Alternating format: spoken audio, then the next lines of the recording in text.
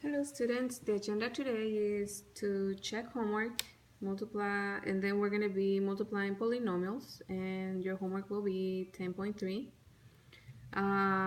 The subpart will be to multiply polynomials using distributive property, and I'm going to talk a little bit about FOIL, but not as much. So I'm going to start by giving you some definitions. And so the first word is monomial. Monomial is a polynomial with one term. And so one term means that we have only one set of or group of numbers and variables. In this case, this is one term, 5x is one term, 5yx squared is also one term. Binomial, it's a polynomial with two terms, and some of the examples are x plus 1, that's two terms, and if you notice, each term is separated by a sign in here in the middle. X squared plus 2yz, also separated by a plus sign in here. And another example is negative 3xy minus 1. This one is separated by a minus sign, a negative sign. Okay, so this is one term, this is another one. Then we have trinomial. A trinomial is a polynomial with three terms. So if you notice, x squared plus 2x minus 1, those are the three terms. 3x plus 3y plus z, again, those are three terms. Okay?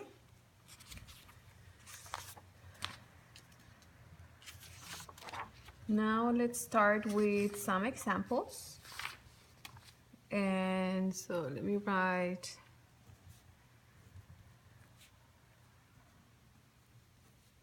it's going to be x plus 5 multiplied by x plus 2. So this is one factor, this is another factor. We're multiplying them.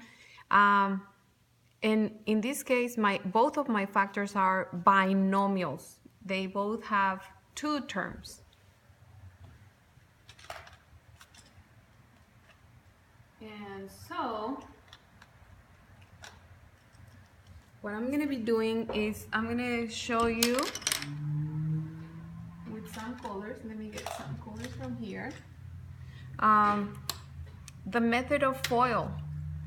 It's just a mnemonic device so that you can remember, but it's FOIL. Let me use a different color for each letter. And I'm going to ask you, what is FOIL? And some people say, oh, the item that we use in the kitchen. So foil. Foil. Oh, the one that you use to cover the food. So these are actually the first words to represent specific information. And this is first. This is outside, inside, and last. So first, when we're talking about first, it means that we're going to multiply the first term in each binomial. So this is the first one in this binomial, this is the first one in this binomial. And we say x times x equals x squared. Then we have outside. When we look this whole group as one, we are talking about the two terms outside in the outer part. And so it's going to be x times 2, which is 2x. Then the next one is inside. So now if we're talking about this being the one outside, these are inside. And so it's going to be plus 5x. And then finally we have last. Last refers to the last in each binomial. And so 5 times 2 is 10. The next step, after you use FOIL is to combine like terms. And remember that like terms have the same variables and the same exponent. These have the same variables, but the exponent in here is 1 and in here is 2. These are not like terms. The like terms are the ones with the same variable and raised to the same power. So these would be like terms. So my answer, I'm just going to bring down whatever cannot be combined, the x squared and also the 10. And in here, 2x plus 5x, it's going to be 7x. I just bring down the 10. And I cannot combine anything else because they are all different terms. They're not like terms. So that's all for that answer. So I multiply two binomials and my answer ends up being a trinomial. That's not always the case, but for this one, this example, we have a trinomial.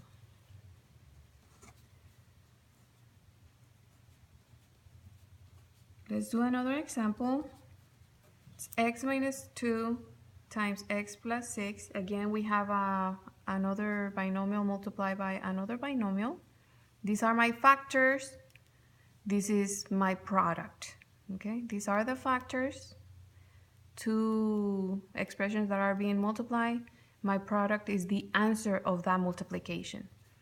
Okay, so now instead of following, which is going to be exactly the same as FOIL, instead of following FOIL, I'm going to be using distributive property.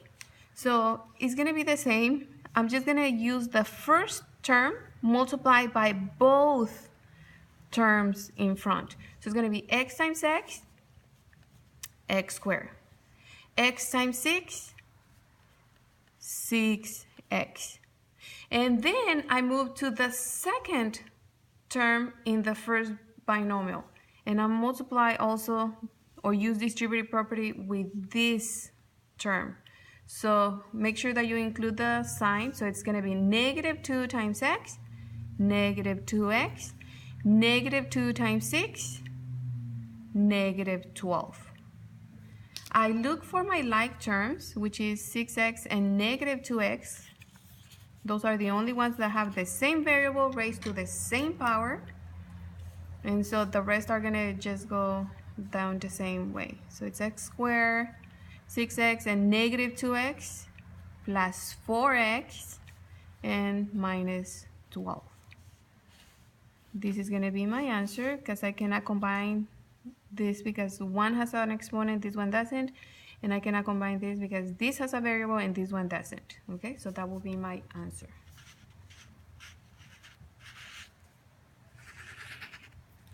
Okay, I'm gonna try to go a little faster. But again, you can always repeat the video. Now I'm multiplying x minus 3 times x minus 4. Again, first, outside, it's gonna be x squared minus 4x, right? Because x times negative 4 is negative 4x.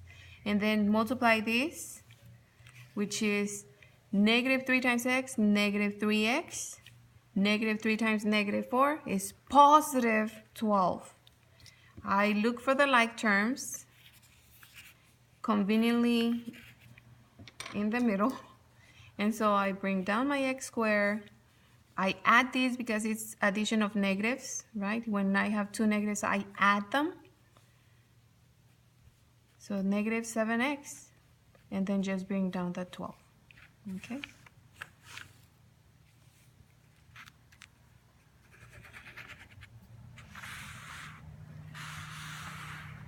Okay, let's do one more, couple more actually.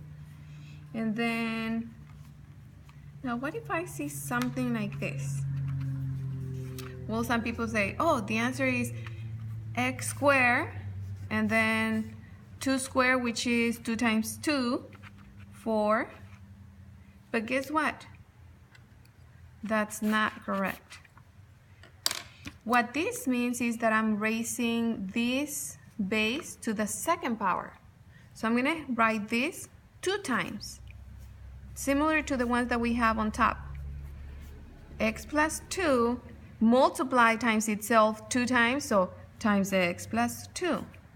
And I'm going to follow the same pattern that we used before, distributive property with the first term. So it's going to be x times x is x squared, x times 2 is 2x.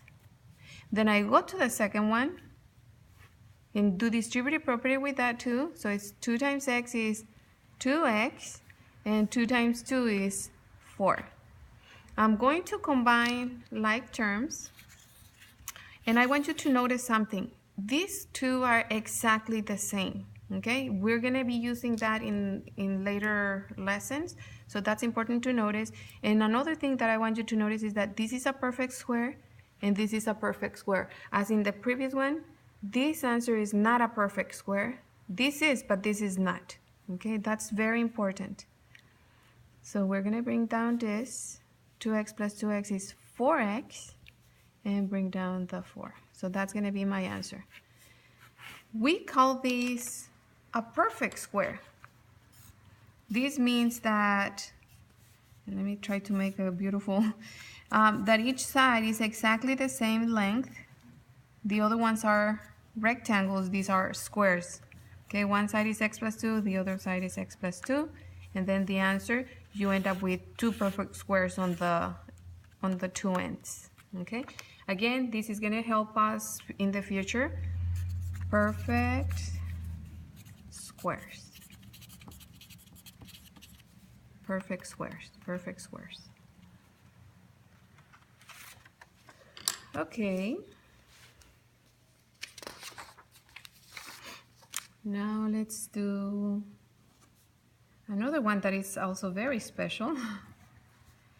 So what do we have in here? X plus 7, x minus 7.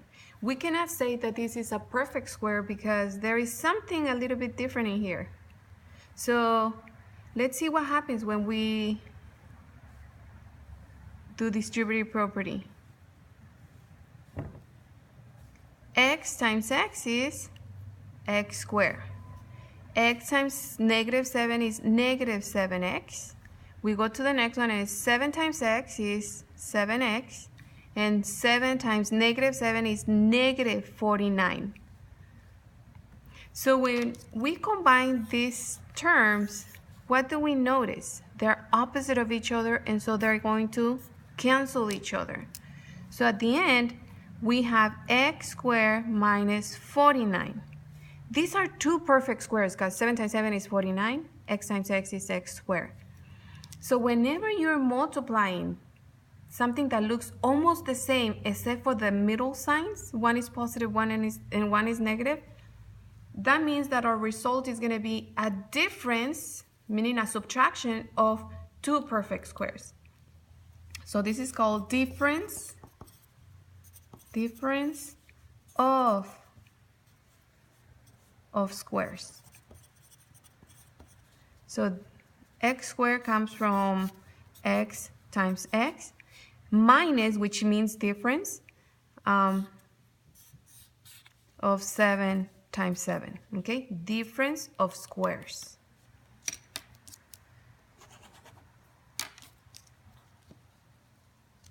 Later on, we're going to be using those, that kind of information, so it's important that we really understand that.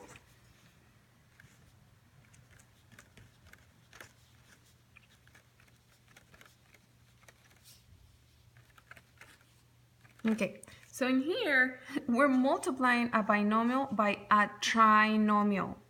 Okay, the process is going to be the same. It's just going to be a little longer. We're going to do distributive property, but now we're going to be distributing 3 times. So the x times each one of these terms.